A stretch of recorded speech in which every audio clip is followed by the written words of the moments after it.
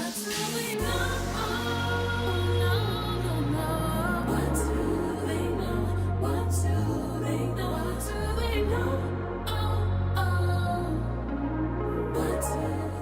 up, everyone? This is Deontay. Welcome to another episode of Bro Code. We have some great questions for y'all. Y'all ready? Yeah, let's get it. Do you believe it's hard for some black men to be vulnerable? Do you think some black men are guarded? And if so, why? Don't look over here. Y'all got it. I'll go first. I feel definitely a lot of black men are guarded, have like an armor, like a shield up because of the fact not being taught at a younger age how to let that down, how to release, or even just seeking help or guidance on how to communicate or how to understand certain things. And so just being a man and growing up with it not being shown to me, I had to learn. And I'm still learning. Right. Still learning. But it wasn't shown to me on how to let my guard down or how to communicate a certain way and how to deal with certain things. So I definitely feel that a lot of men still struggle with that now. What about you? You got something to say? When it comes to black men, I think guarded would be like the perfect word to use. And really it's because of the environment, like America is where we live. And I can't really, explain that better, but it's hard being a black man in America. And a lot of responses to that is to be guarded and to be shielded yourself and others. Do you think some of the reason why we may be guarded is due to a lot of us are raised by single mothers and raised in environments where it's harder for us to excel? I don't think so. So I had, I'd say like the privilege to have two dads. So my parents separated when I was young, and then they both got married when I was young. So I got raised by two sets of parents. But I would still say in that I'm guarded in some ways because of society, right? Like I think you don't just have a fence around the house just because. You have a fence around the house generally because there's something in some type of privacy you're looking for, right? That's why they have these things called privacy fences. Mm-hmm. There's certain things you want to keep inside your premise and not let out, right? Like, so I think there's that. When I think of being guarded, I think of that, right? Like being able to protect your perimeter. And I think just the way society is, it calls for us to do so, especially as black men. So I think personally it's just the way society's set up. I don't think it's 100% set up for us to succeed. So it's like you gotta be on guard. You gotta be paying attention because if you're not, that's when you fall short. You don't really maximize where you can get to. I think, in my opinion. So we all agree that black men are guarded. What are some steps or measures that we can take to combat that? I don't think there's anything wrong with being guarded. I think it has to do with how guarded you are. Because I think being guarded means you're protecting yourself in some ways. Like if you don't protect yourself, who will? Mm-hmm. Right? So I think there's a level of, there's a guard that you should have up, but it's like, to what extent, right? Mm-hmm. I think that's the question we gotta ask, like how much are we willing to break down to be able to relate to other people and communicate with other people and have healthy relationships. Mm-hmm. I think a lot of the guard has to do with the commitments, right? Mm-hmm. Like when we start thinking of, hey, are men less committed? Does it have to do with the guards that you put up? Or does it have to do with this fear of failure? Or does it have to do with, there being all these different opportunities out there? So I think with the guard comes that question of commitment. So I don't think there's anything wrong with being guarded. I think it's okay. You gotta manage it. Yeah, definitely manage it. Healthy boundaries with yourself. I feel like you should really take a time to self-reflect when it comes to being guarded. You should know what you can take, how much you can take, and when you can take it, especially. Yeah, I think to kind of piggyback off of that, it's also the vulnerability aspect that a lot of us men don't want to acknowledge. Mm-hmm. And so that kind of prevents us in a way of moving forward and trying to break the stigma and trying to do better. But that vulnerability, we have to be willing to be vulnerable. Mm-hmm. Question. So I think we talk about vulnerability a lot, but what about as men being decisive, right? Do you think when it comes to commitment, there is commitment to women, like there's maybe like a fear of failure that's in place, or are we just looking for other things that are out there so we don't actually want to commit? Like let's talk about the decisiveness of a man, because I think that has a lot to do with, a man being a man. You gotta make certain decisions. For me, speaking, when it comes to indecisiveness, I can just think, versus it being a fear of failure or fear seeing what's more out there, I would say because like I know, or like any individual will know they're not totally where they need to be individually, it can cause, fear in pursuing other things or other people, which, really, pushes you away from commitment. That's fair. So essentially, you're saying like, until you get to where you're at, it's hard to commit to something else. Right. Most definitely. Yeah, that's fair. I can see that. I think a lot of men probably do, have that like, I want to get here, and I'm not gonna let my guard down until I'm here. To be able to say, hey, I'm gonna let you in. I'm gonna commit to you. I'm gonna give you everything that I have. Is that unfair to the woman? I think us to wait till we're ready, or we think that we're at the place that we need to be, or should if she's ready, we should be ready. I think that's unfair. I think it's unfair to them, but it's like, what are we willing to do differently to be fair? I think certain times we're like, okay, we gotta be perfect, or I gotta wait till I'm vulnerable, or I let my guard down to move forward to certain steps, and it shouldn't always be like that, and I hope that it can change. I know for me, there's some things that I wanna have done and taken care of before I get in a relationship, before I get married. But I'm gonna be upfront and honest about that. I'm gonna communicate, and hopefully we can work together on that and be able to move forward, but that's gonna be me being vulnerable. Right. It's easier said than done, but I'm willing to do that. I'm trying to change the narrative. But if other brothers like us don't see that, we may have to take 2 steps forward to break the stigma we got so used to, or what tradition was. If we don't see that or understand that, then we're gonna keep going this back and forth. Yeah. And so I think it goes back kind of to the guarded question, right? Like I think the reason why men feel they need to be in a certain place is because they have to offer up something, right? Or else it can be taken away from them. So it kind of ties into the guard. Like I have to have all these things in order so that when I do go commit to the woman, she's not going to leave, or she won't look at me as less of a man because I can't provide these things, right? So your guard is up in some sense. In all actuality, if you take it down some, you can have that conversation and say, look, I'm willing to commit to you, but I'm not where I need to be yet, And if you can understand that and we can go on this journey together, now it's a different type of commitment in place. So now, do you think that sometimes we use that as an excuse to not commit? So, for example, from single to relationship, then from relationship to marriage, do we use this, well, I'm not where I want to be, because we still secretly, subconsciously, we still want to have fun. We still want to be able to take these trips, go do this and that. Right, like Lance, go out on all his dates. Right? Oh, man. And then once you're... I'm going to answer that right after this. We're going to take a short commercial break, though. We'll be right back, and I'm going to answer that question. Hi, my name is Brittany T, and I am the program manager for Creatives on Campus, which is a program of the Better Give Back Foundation Incorporated. Creatives on Campus has a mission to help come alongside pioneering creatives, entrepreneurs, artists, and really just help them take their brands to another level. For some, our space offers the opportunity for them to simply discover what they're great at. For others, this space allows them to cultivate and to continue developing those gifts and even maybe discovering new things about themselves that they never considered. All right, welcome back to the Bro Code. Thank you so much for joining us. Deontay, I think you had the last thought. What were you talking about? Oh, yes.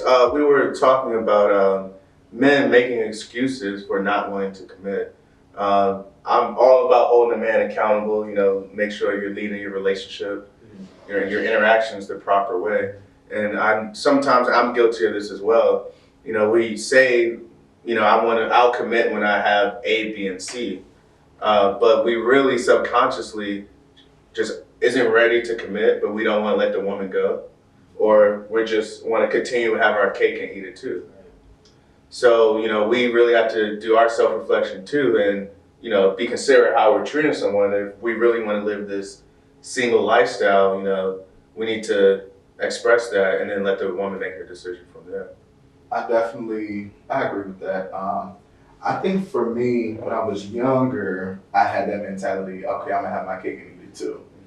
Wasn't committed, wasn't trying to settle down. But now at this tender age that I am, I'm getting older.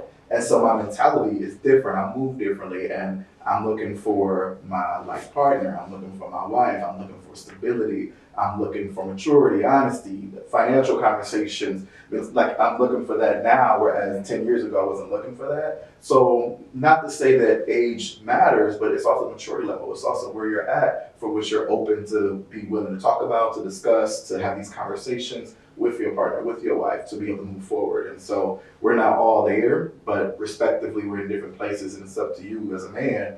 Where's your cutoff point? Okay, you know what? It's time for me to stop trying to have my cake and eat it too. Let me focus on. I need to be focused on my future. Right. Let's talk about this cake. What is this cake? Cake. I'm talking about cake and eat it too. So what is this cake? I mean, so hypothetically, like you want to have your cake and eat it too. You want it so too much on your plate. You wanna. Okay, I'm with the girl I'm dating, but I'm not exclusive because I'm gonna go date 2 or 3 other women in the same week. Or okay, I got a girlfriend, but I'm gonna go out with my fellas and still get numbers. That's having your cake and eat it too because you're trying to do the most. Just take the cake, don't eat it. Let it be decoration in front of you. But when you're trying to take the cake and eat it too, you're doing the most. I had to ask though, because I know there's some people maybe watching like, what's cake and eat it too, especially when you're talking about for men that maybe don't date a whole lot of women, right? Like when I think about it, dating one woman at a time is what some people do. And then there's others that got 2, 3, and 4 women that they're dating at a time. So that's why I asked pack it some just so we can be clear on what that cake is, you know, for everyone. So we're talking about dating. Lance, you mentioned wife a few times. So when considering a girlfriend or a wife, what would be a red flag to deter you from taking that route with a potential partner? Yeah. Probably for me, it would be like if I see that you're too money hungry, and not necessarily for like your hustle or like your pursuit, your career, but like in my pockets. Like, not that I mind, you know, sharing or, you know, providing for, or even, you know, showing affection through spending, but when it's clear that that's your priority, I'm interested. Red flags for me. You ready? Give it a list. Yeah, bro. Not committed to God. That's a big red flag for me. Someone that doesn't care about their physical or mental health. I think those 2 things. And then somebody that's not ambitious. Like you don't want to aspire to be greater. I don't think you got to be the most ambitious person, but you should have something that, you know, you want to accomplish. So to me, those are my 3 red flags that would keep me from committing to a woman. And I think about them often, like, just because I think, like Lance is saying, as you're moving closer to finding your wife, you have to be crystal clear on the things that will keep you from committing so you can keep on moving. Because time is one of the most valuable things you have. You can't waste it on someone that has red flags. I kind of piggyback off of that list. It was actually a good one. But I also feel too that women look at us to be the asset and not the liability, to be able to, what we have to offer them. But it's also, we can flip it around as a 2-way street. What do you have to offer me? You know, you don't have to have everything, neither do I, but what can we build on together? Do we have some of the same goals? Do we have some of the same ambitions? Do you believe in God? Do you believe in Christ? Do you have a spiritual relationship? Having those conversations is important to me to see if we're at the same level, so together we're an asset, you know, and not a liability or it's not working out. So I'm not having my cake and eating it too anymore. We're gonna have some of these conversations in the first 1, 2 dates, or it's not gonna work. We can be friends or associates, but I'm at that point in my life where I can see certain red flags, or I know certain red flags, and I'm like, all right, I ain't moving forward with this, but you're a nice person, you're just not the one for me. And I think it takes maturity because, you know, there is a time where that's not your focus. You know, you care less if she like, okay, you say you know God, like you believe, cool, Mhm. that's all I need. Right? But then I think as you find yourself and you start to get towards that comfortable place, like we talked at the beginning of the conversation, you start to figure out what you need, right? Right. If you really do need that relationship with God, then you can't be with somebody that has a lukewarm relationship. You might have to be with somebody that's extremely right where you are, or even, you know, beyond where you are, so you can continue to get there. That's one. But I think that's maturity, like figuring out what you actually need to, you know, to be successful in the relationship you want to be in. What were you saying?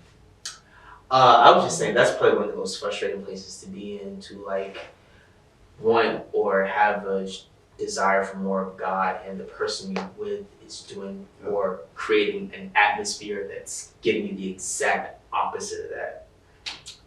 That's unfortunate, and I've been in situations like that of where I've substituted God with an individual. Didn't work out well for me, but Yeah. So, Ryan, you and I, we seem to share some of the same goals list in a woman. So, say if a woman is committed to God, but she's not healthy, she's not ambitious, how would you handle that? And where do we find where are we looking for these women? So, in church, I guess we're looking in church for a woman who's committed to God, but she may be committed to God in church, but she may not be healthy, ambitious. Yeah. So first of all, I think I'm big on like just meeting people in person. So, you know, I've had dating apps, all that good stuff, but I think it's not as organic. Like I meet you in person, like I can have a conversation. I just feel it's a better setting. So whether I meet you in church, I meet you at Walmart, I meet you at Target, I meet you wherever, you name it. Like to me, that doesn't matter as much. I think because there's plenty of people in church that I met that aren't, that don't have that relationship with God that you may be looking for. But I think going back to your question, you got to prioritize those things, right? So like, is the relationship with God more important than mental and physical health, or is it more important than ambition, right? And then I think that's where you start to decide on where you're going to input yourself, because you still have a role to play in a relationship and in that in your interactions with her. So maybe she's never had anybody that could push her to do something, right? So maybe that's where you play, right? Or maybe, you know, she's never worked out, or she's never paid attention to her mental or physical health because nobody's ever paid attention to it, you know? So I think then you gotta give it some time, right? Like, if she has the thing that you care about most, then give it some time for the other things to develop. In my opinion, because if you're not going to sacrifice on your relationship with God, then everything else will work itself out in time. And if it doesn't, it's okay. You can keep it moving. But that'd be how I would approach it. Yeah. I feel like in 2022, it's like we're all looking for perfect people. right. Yeah, right. And we have to just realize, you know, no one's going to be perfect. You know, you work with me, I work with you, and we build something together. No, that's very true. You can find somebody perfect on Christian Mingle. Go on there.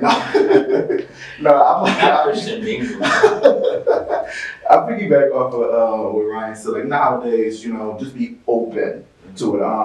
Not too long ago, I just went on a retreat, and I was open to who was there, who I may meet, and just not saying, okay, this has got to be church, or it's got to be the mall, or it's got to be online, or a certain app or website, but just being open. Okay, you know what? I may find my wife today. I may find my life partner today. Right. But also the wisdom, I put myself out. Corona's just about done. I can't be in the house every day and expect my wife to follow my lap. Am I out? Am I networking? Am I going to the store? Am I still doing what's the Instacart thing or something like that? You see what I'm saying? Being mindful, using wisdom, or am I putting myself out there to be available? Am I really trying to be available for what's next to come? So with being open, are you open to going against the normal stereotypes? So are you open to a woman taller than you? Are you open to a woman that's not your race? Are you open to different cultures? If we're being open. These are great questions. These are great questions. I will say yes, I'm open, but I do also have my preference. I'm 5'8", not the tallest guy, but not the shortest either. I do not want my wife to be taller than me. I would prefer she's my same height.